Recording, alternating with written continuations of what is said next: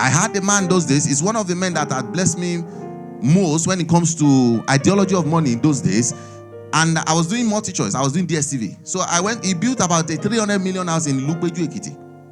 So they were now looking for somebody to fix their DSTV. Somebody referred me to them from Lagos.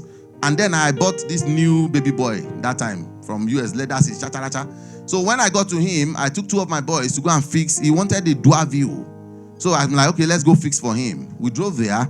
And when the man saw me, I was talking of 2010. So when he saw me, he was like, you are the owner of Wembley Place? I said, yes. So while others were walking, he said I should come. When I entered the sitting room, I've lived in Ekiti now. I didn't really know luxury. When I entered the house, I was like, wow. They put normal bitumen that's on the main street. That's what you used to tie inside the house. That's how you know the volume of wealth. Normal inside of the house, you see interlock, cement. He put bitumen, normal one on the main road. That's what he used to tie inside his house. There is no normal interlock. I shall enter the place. So he said, I saw one very beautiful sitting room. That sitting room is as big as my own father's sitting room. He said, no. I wanted to say, no, that's the waiting room for people who want to see him. This sitting room. I followed. We entered the first sitting room, which is downstairs. So I sat there. I said, no, this is not my sitting room. That this is visitor. Baba, how many sitting rooms this has? I said, 4. I'm sure you will have to pardon me. I lived in Osun State, Ijebu-Jesha. I went to Ekiti. So, nothing really. I don't know luxury. So I was like, you have 4 sitting room in one house. I said, what do you do with it? He said, when people are coming, some people will sit down there. Some of my friends, like now, he's taking me upstairs to his own main sitting room. When I got there, I know that these things are different, really. So I sat down and he started talking to me. He said, do you realize that I was 38 years old and I didn't have 10,000 when I was 38 years? I was like, what happened? He said, then he was teaching in nursery school. Nursery and primary. So nothing. I said, if you see the wife is like fish. So I'm like, when did you get married? He said he got married when he was 32. And you married this woman? He said, no, be like this, Ibio. Then he now said, wait. He now brought out like album. He was not showing me. That was how I know people can marry with rice and beans. Imagine if I want to get married and I'm dressed like this with a blue trouser. Yes, he wore 2 different clothes for marriage. I saw it in their listing. So I was like, So how did you become? And that time I think the man should be about 47 or so. So within 8-10 years, now you get. It was not like, let him tell me the story. God just opened the man's mouth because he wanted me to become something. And the reason he said he told me was like, we are going to do more than him. That man prophesied to my life that I didn't know. He said, blessing, you are going to be richer than me. I said, sir, how? Wait, I want to say. The house you built in your village that you come once in a year, 300 million. He said, let me tell you something. He said, how old are you? 2010, I think I was about 20, maybe 26, I'll be 27, 20. I'm very sure I'm not up to 30. It was like, at this age, you already can have a business that has staffs that can work. He said, do you know what that means? He said, me, when I was 38, I've never employed one single person. I didn't even know what to do on my own. He said, sit down. I sat down. We spent about 4 hours. He started telling me how they were so much in trouble that they sold the house he rented and they sold him with the house. Because there's, when they want to sell a house in Lagos, they will tell you everybody move by June, know that they have resold the house. So he begged the landlord to go and beg the new landlord that they should sell the house with him. Because there's no place. While he said the new landlord now said, okay, we want to renovate. He said, yes, they should be renovating while he's living. He was living he has 3 children that time, but he said he had 2 at that time. That they were living where they were renovating a house. So it's like 4-story building. They were in like the 3rd one. He said for like 1 year, his ear cannot hear anything again. Because back, that's what they were doing all through 24 hours. And he was living inside that together. Nowhere to go. He wasn't paying rent. He said, say, nah, pray, I won't pray. Saying, don't tire.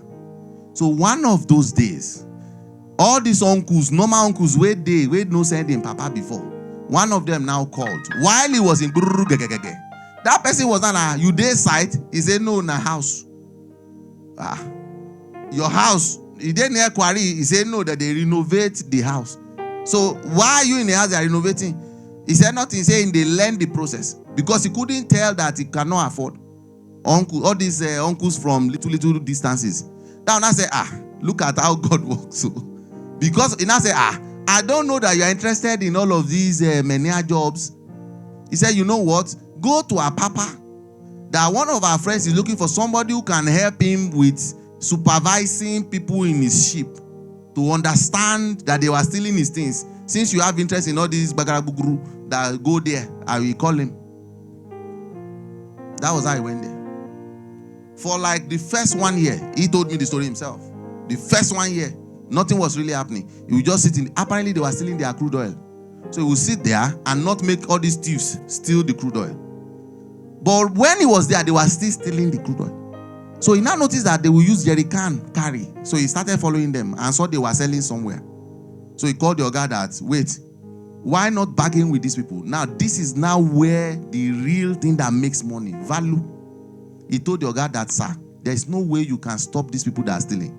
Negotiate with them and let's see how we will mitigate the stealing. The guy now said, something they are stealing already. I don't know what. He said, you have even helped me limited it to. It's before. They will steal like 15,000 Kenyan barrel. He was telling me that now they are reduced to like about 6,000. He now said, anything you want to negotiate with them, negotiate.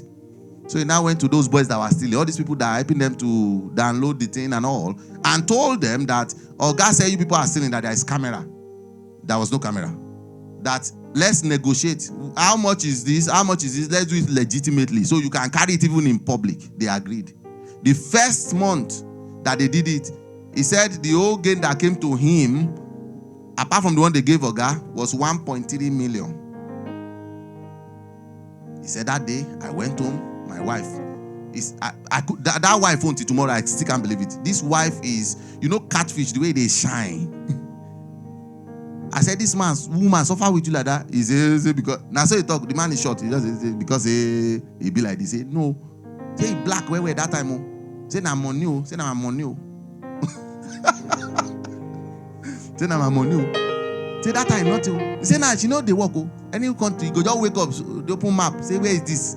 They say Angola. I say I want to go to Angola. I say they go. The next tomorrow, where is Angola? I say another one. They say where is that? I say Monrovia. They say they go. That's what she does. From Ekusheme to play. I said really say that make I no mind that. And I saw the woman they come Ekusheme and she will just pass. That's why I know. I'm saying this to you so that you will know. If you think you are not made to make it in a joke, you will make it more than everybody in your whole town. Because you can work in the system.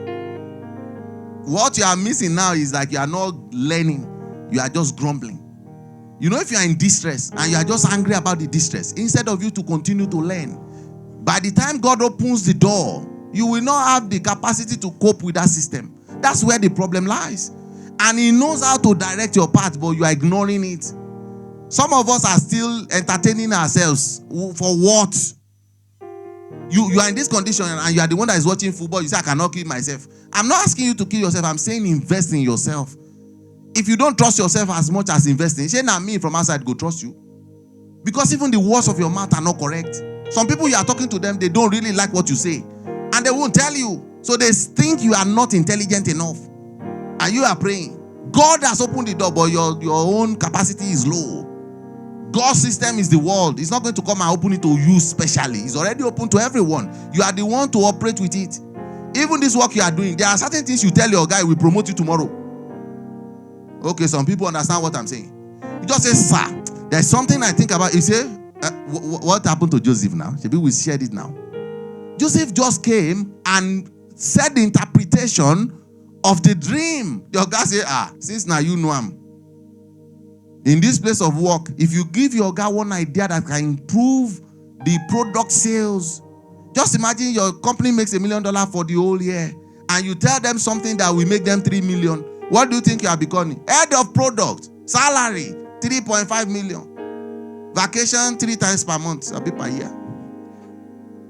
But now, because they are paying you 180,000 now, you see that's the limitations we have. You're like, out of that 180, I always save 80,000. In a year, I save 1.3. How much is house? That's what you think. When you are supposed to be operating at a different level, you are on a different level. And it's the same thing with people who don't have anything going. And that's how the man opened me up to what the real wealth was. He now said from there, he now left the Bakara Buguru house. And guess what? Because now he knows how those people were stealing, he knew who they are selling to. He said he just made like to cut the long story short, this man owns, if they put in Nigeria, 1, 2, 3, 4 companies that have the largest consignment in crude oil, is like top 3 in Nigeria as we speak now. Guess what he did? He was the one that made me go into nursery and primary school those days. He said, blessing, that he was stupid when he was doing crude oil. You know? I said, you are stupid, sir. I said, yes. What are you now doing now? He said, conglomerate of school. He created secondary school, primary school, nursery school in Lagos. He said, I will sit in my office and make 2 billion without going anywhere. He said, I know they do oil again. Because oil has a lot of risk. You can become a multi-billionaire and become zero the next day if you just throw away one of your containers. But for school, he said it's free money. People are teaching. When he opened his own school, he went and took Americans, white, to come and be teaching in Nigeria. You know, in Lagos now, Lekki, they are collecting school fees, 12 million. And people are paying. I said, how many people are in your schools? I said, we are about 130. I'm talking about 6 years ago now. I don't know how many there are now. I'm just telling you, look at a man who is even rich, can change lane. Guess what the wife that was going to Angola, Mauritius, Mississippi, she now went and studied clinical school, Montessori, something in the university again. She's the principal of the school now. Rich people are metamorphosizing. You now, you shall say, now this share butter where they say, where your mama give you, now you go say God go bless them. You are not changing.